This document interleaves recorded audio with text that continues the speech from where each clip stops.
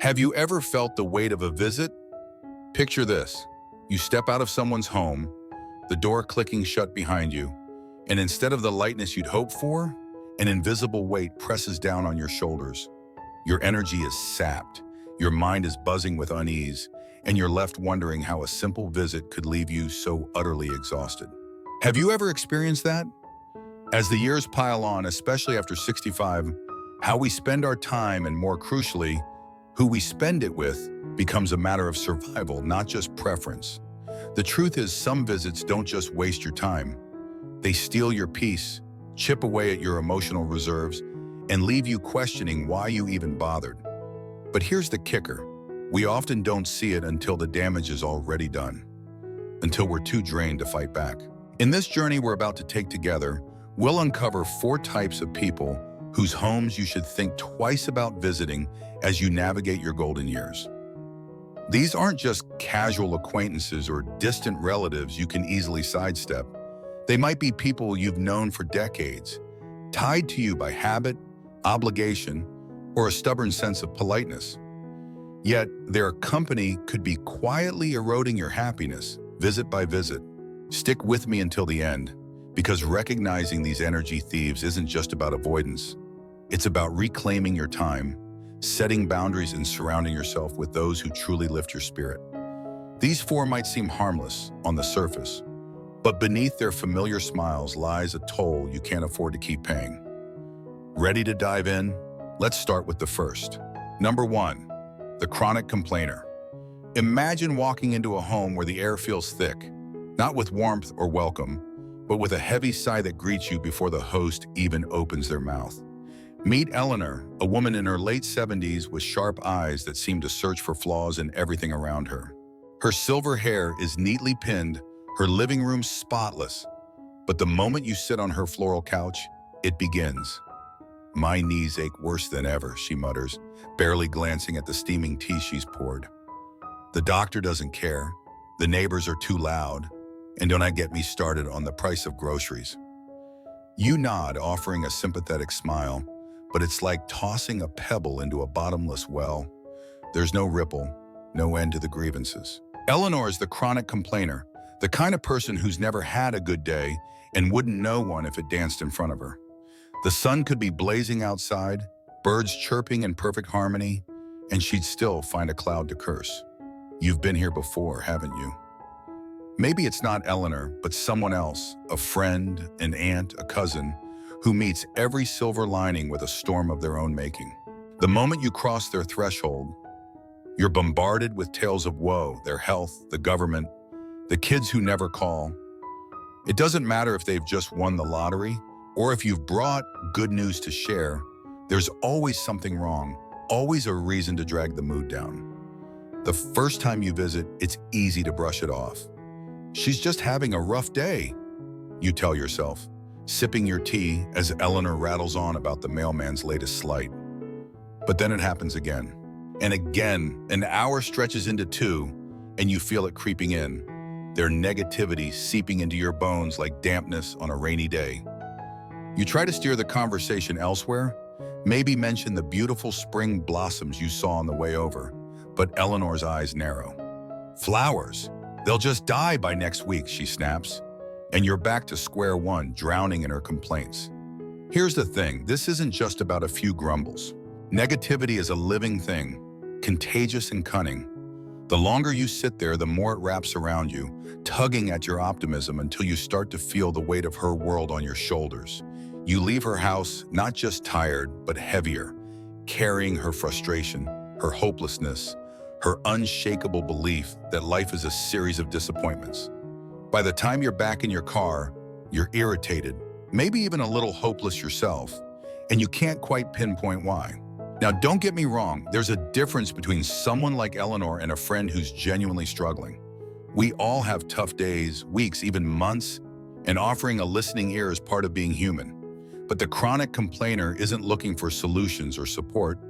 They're looking for an audience. Eleanor doesn't want your advice about her knees. She's ignored the doctor's suggestions for years.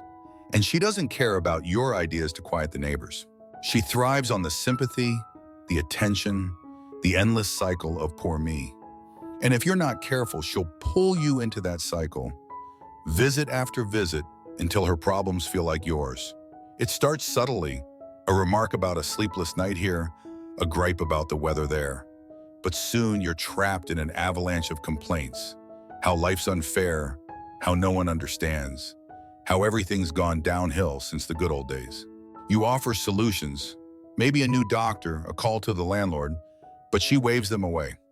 That won't work, she says, and you realize nothing ever will. Not because it can't, but because she doesn't want it to. The problems never change, the frustrations never fade, and you're left wondering why you spent 3 hours listening to the same broken record. Try shifting the mood, and you'll see her resistance in full force. Tell her about the promotion your grandson just got, and she'll sigh, well, he'll probably lose it soon. Jobs don't last anymore. Share a happy memory, and she'll counter with a tale of betrayal from 1983. It's not just that she can't see the good, it's that she refuses to. And over time, those visits chip away at you.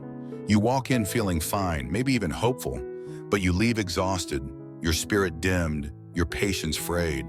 After 65, your time is a precious currency.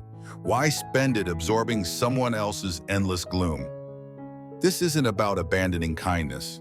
Eleanor might have been a friend for decades, her complaints a soundtrack to your shared history. But kindness doesn't mean sacrificing your peace. You're not her therapist, her punching bag, or her cure for a life she won't change. If every visit to her pristine little house leaves you drained instead of refreshed, it's time to ask, is this worth it? Your golden years deserve better than a front row seat to someone else's misery. Number 2, the manipulative user. Now imagine stepping into a home that feels less like a sanctuary and more like a stage set for someone else's play. The door swings open and there's Tom, a wiry man in his late 60s with a grin that's just a touch too wide, his hands clasped as if he's been waiting for you all day. So glad you're here, he says, ushering you into a cluttered living room where a half-finished puzzle sprawls across the coffee table and a faint scent of burnt toast lingers in the air. At first it's warm, familiar even. Tom's got that easy charm, the kind that makes you feel needed, appreciated. But then it starts, subtle as a whisper. Oh, by the way, could you take a look at my sink? It's dripping again, and you're so good with that sort of thing. You shrug, grab a wrench, and fix it in 10 minutes. No big deal, right? Except it never stops there.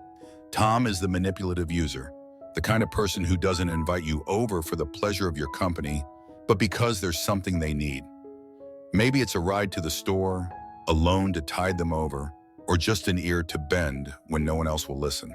You've met someone like him before, a neighbor, a sibling, an old buddy from the bowling league, who only seems to remember your number when their car's in the shop or their cable bill's overdue. With Tom, it's always the same.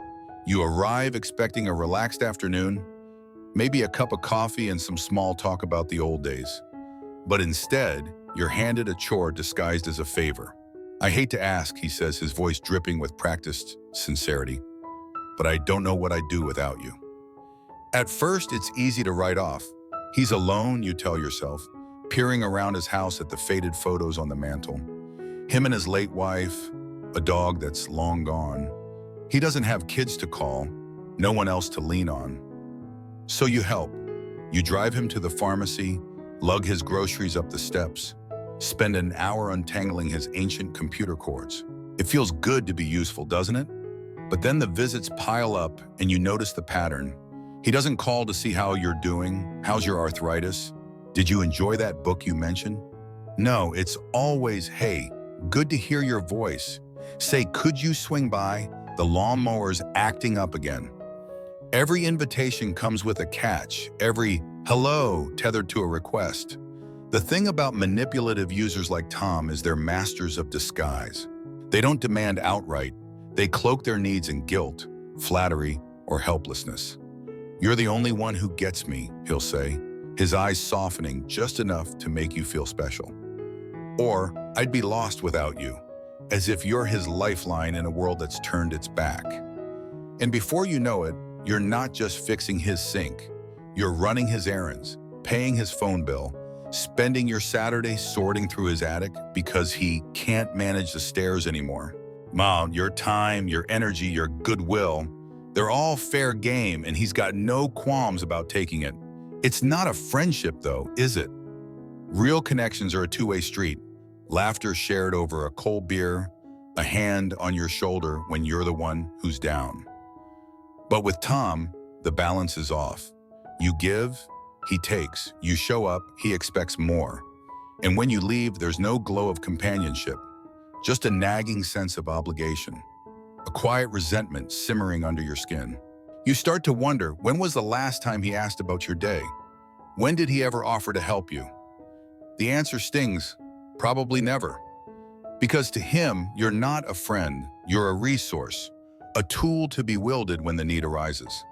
The red flags are there if you look for them. Say no once. Tell him you can't fix the garage door this weekend, and watch his face. That warm grin fades, replaced by a flicker of disappointment, maybe even a guilt trip. Oh, I guess I'll figure it out. It's just hard, with no one else around. Suddenly you're the bad guy, the one letting him down.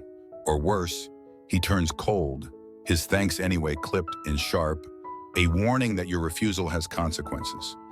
That's the truth of it. Manipulative users don't value your company. They value your compliance. And when you stop playing along, they don't hesitate to make you feel it. After 65, your energy is finite, a candle burning lower with each passing year. Why waste it on someone who sees your kindness as an open tab? Tom's house might feel familiar. His voice might tug at your sense of duty, but every visit leaves you emptier, unappreciated, used, little more resentful than the last time. You deserve better than that. You deserve people who call just to hear your laugh, who invite you over because they cherish you, not what you can do for them. If Tom only dials your number when his sink's leaking or his wallet's thin, that's not a connection. It's a transaction. And at this stage of life, you've earned the right to walk away from the takers and toward the givers. Number 3, the drama magnet. Step through the threshold of a home where the air crackles with tension, and you're greeted not by calm, but by a whirlwind in human form. Meet Lydia, a woman in her early 70s with wild curls that seem to mirror the chaos she carries. Her kitchen is a riot of color, bright red curtains, mismatched mugs teetering on the counter, but it's her voice that dominates, sharp and urgent as she waves you in. "You won't believe what happened this morning," she says before you've even shed your coat, her eyes wide with the gleam of someone who's just struck gold in the form of a fresh crisis. You settle into a chair, expecting a quick catch-up, but instead, you're plunged into a saga. The neighbor's dog dug up her roses, her sister snubbed her at the grocery store, and the mailman, delivered her package to the wrong house again. It's not a conversation, it's a performance, and you're the captive audience. Lydia is the drama magnet, the kind of person who doesn't just stumble into conflict. They cultivate it, nurture it, let it bloom like a weed in a garden they refuse to tend. You know someone like her, don't you? A colleague, a cousin, that friend from book club who always has a story that ends in shouting or tears. With Lydia, there's no such thing as a quiet visit. You might arrive hoping for a peaceful chat over her famous lemon bars, the one she brags about with a flour-dusted grin. But peace is her enemy. When life gets too still, she stirs the pot, gossiping about the Kuwait president's latest scandal, exaggerating a minor spat with the cashier into a full-blown betrayal, twisting every hiccup into a headline-worthy catastrophe. And before you can catch your breath, you are not just listening, you're involved. It starts innocently enough. She leans across the table, her voice dropping to a conspiratorial hush. "You know that new guy down the street? He's been sneaking around at night. I swear he's up to something." You nod, half amused, thinking it's just Lydia being Lydia. But then she keeps going, piling on details. Shadows in windows, strange cars, a theory about stolen lawn gnomes, until you're nodding along, wondering if maybe she's onto something. Then comes the hook. "What do you got at them? You think I should do? Confront him? Call the cops?" Suddenly, you're not a guest, you're a co-star, expected to pick a side, Weigh in, maybe even join her on the front lines of this imaginary war. And if you don't, if you shrug and say, maybe it's nothing, her lips tighten, her eyes flash. You don't get it, she snaps, and you're left feeling like you've failed her. That's the trap of the drama magnet. They don't just want your ear, they want your allegiance. Lydia's house is a battlefield, every visit a skirmish in her endless campaign against the world. One day it's the neighbor, the next it's her estranged son, then it's the cousin who forgot her birthday 3 years ago. The stories spiral, each more outrageous than the last, and she thrives on it, on the adrenaline, the righteous indignation, the thrill of having you there to witness her starring role as the wronged heroine. But here's the catch, it never ends. Solve one crisis and another springs up like a hydra's head. Suggest she let it go. Maybe the mailman just made a mistake. And she'll turn on you, offended that you're not as outraged as she is, disagree outright, and you risk becoming the villain in her next tale.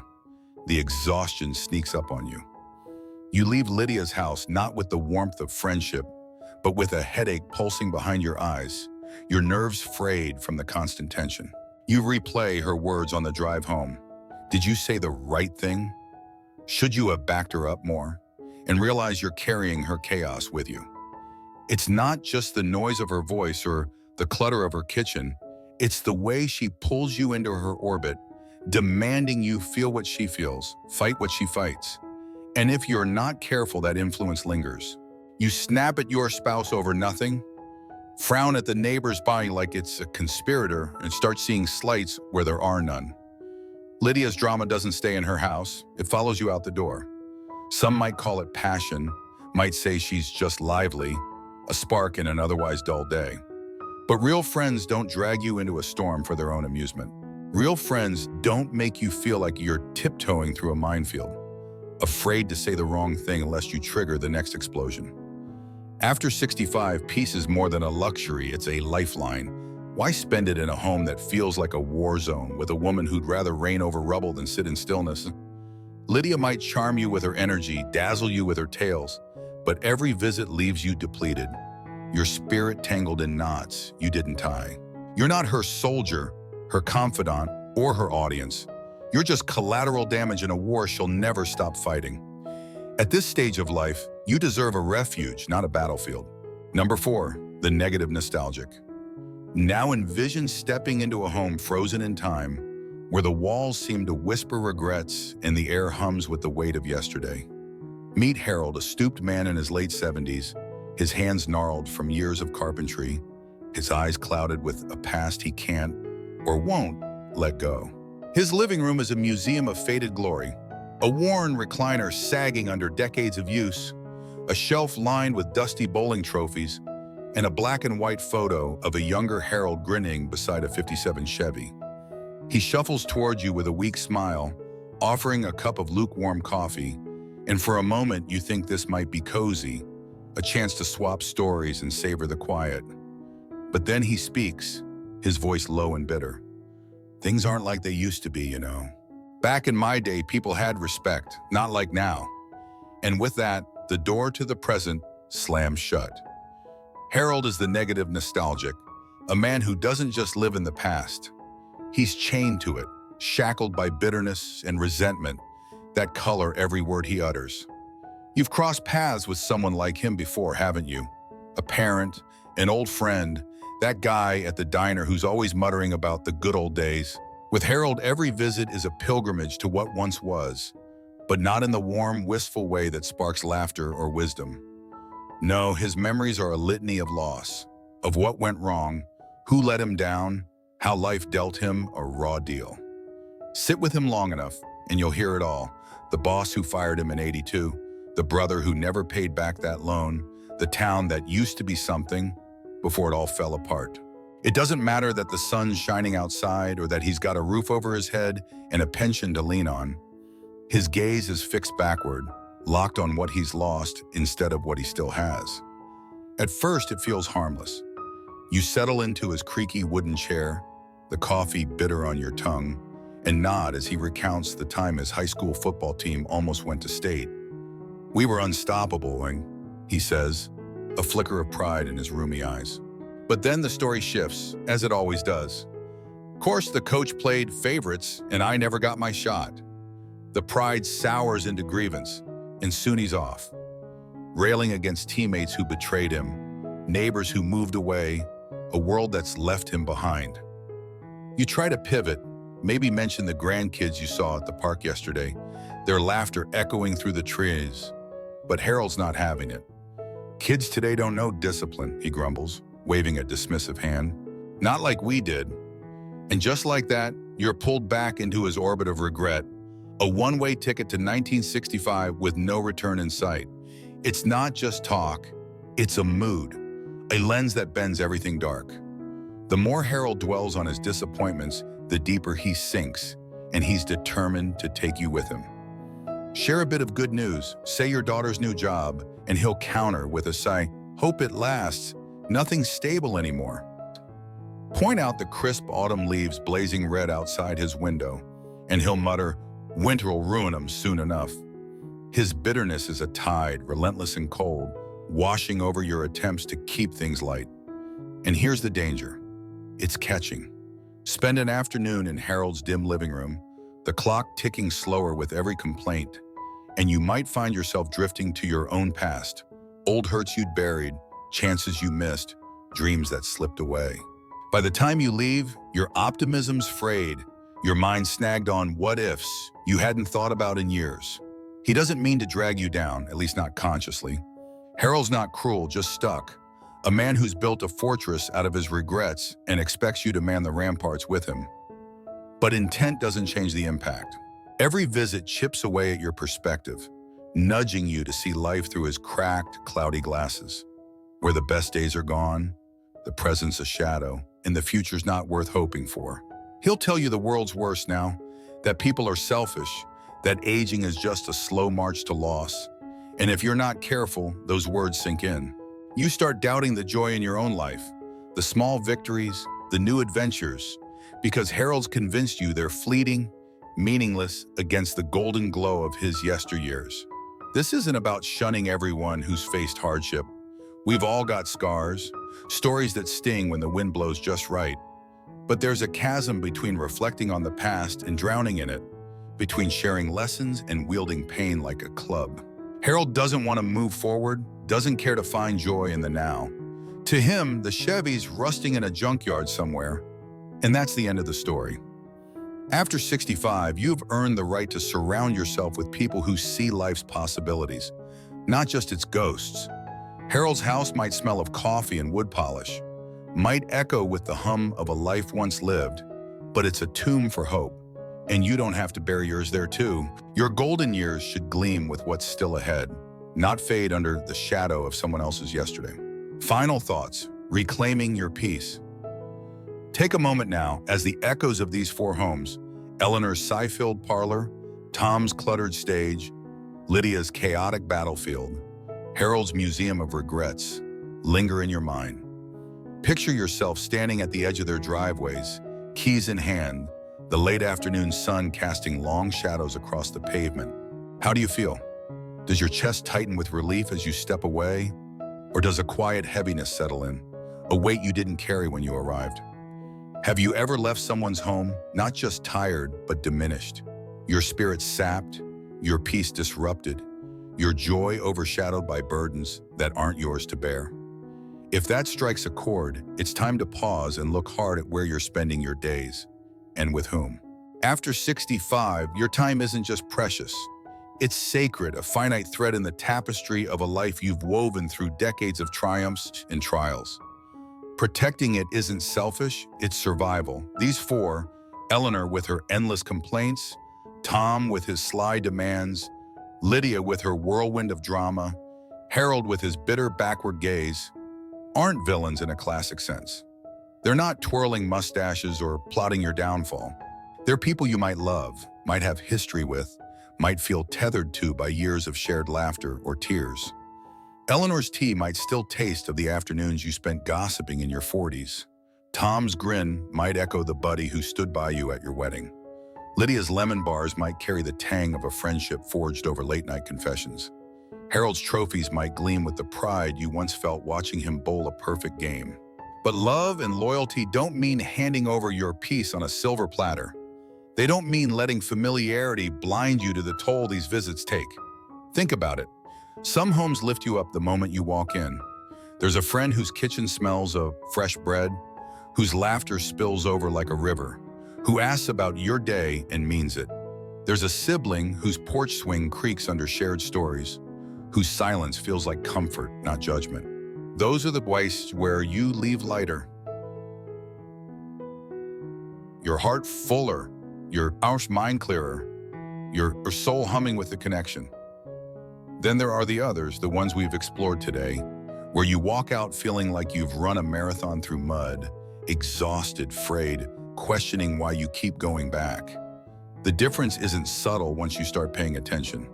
It's stark, a line drawn between nourishment and depletion, between relationships that fuel you and those that bleed you dry. This isn't about cutting people out with a cold hand or turning your back on everyone who's ever struggled. Life's messy. Eleanor might hit a rough patch, Tom might genuinely need a ride someday, Lydia might calm down after a storm, Harold might find a spark of today's joy. Offering kindness, lending an ear, showing up when it matters, that's part of being human, part of the grace you've learned over decades. But there's a canyon between supporting someone through a season and chaining yourself to their perpetual unrest. You're not their savior, their fix, their emotional dumping ground. You're a person too, with energy that wanes and a spirit that deserves care. After 65, every hour matters. Every laugh, every quiet moment, every chance to feel alive. Why spend them on people who take more than they give, who dim your light instead of kindling it? So here's your challenge as we close this journey. Look at your life, your calendar, the names on your phone. Who fills you up? Whose voice brings a smile before you even pick up? Whose home do you leave feeling better than when you arrived, refreshed, valued, truly seen? Those are your people, the ones worth your time. The ones who will walk with you through these golden years with mutual respect and joy. And the others? The Eleanors, Toms, Lydias, Harolds? You don't owe them your exhaustion. Set boundaries. Visit less. Call instead, say no without guilt. Protect your peace like the treasure it is, because at this stage, it's not just a gift, it's your right. Imagine a day where every step feels lighter, where your energy stays yours, where the people around you mirror the warmth you've spent a lifetime cultivating. That's what's waiting when you choose wisely, when you let go of the drainers and hold tight to the uplifters. You've built a life worth living, weathered storms worth celebrating. Don't let it slip away under the weight of someone else's refusal to rise. Your golden years should shimmer with possibility, not sag under obligation. So ask yourself, who's worth your time? Who makes it richer? And then walk toward them, head high, heart open, ready for the moments that matter. Thank you for joining me on this exploration. I'd love to hear your thoughts. Drop a comment below with one thing that hit home today, one shift you might make to guard your peace. Your voice fuels this conversation, keeps it alive. If this resonated, give it a like, share it with someone who needs it, and stick around for more. We've got plenty left to uncover together.